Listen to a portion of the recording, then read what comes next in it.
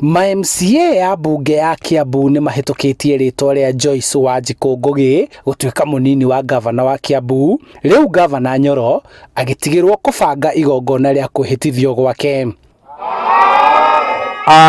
and approves the appointment of Ms. Joyce Wanjiku Ngugi as the Deputy County Government, Kiambu County.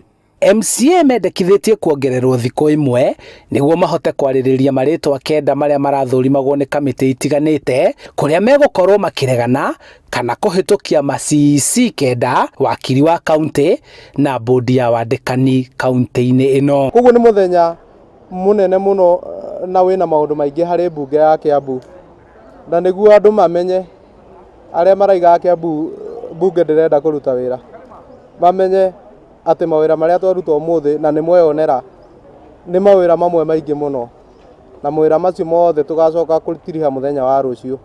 Giikaro-ini giki kia mwanya o mundu uraingira aragerera ikiro itiganite ta guthambio moko, kuheo mask na thutha ucio guthimwo urugari, ataina ikarira ite iria ibangitwo itigithuranitio niguo gwithemana na murimu wa COVID-19.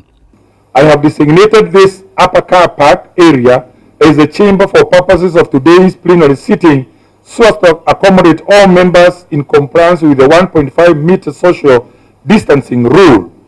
Giikaro giki gitabanitio niguo guteithia gavana kugia na bodi ya wandĩkani wa mawira, ndundu ya kumuteithia utongoria-ini wa honge itiganite na munini wake ehitithio na kuoya wabici. Gavana oro ndomwe na ndundu ya minister kenda aria mariteithanagia wira na gavana wa kaunti ino.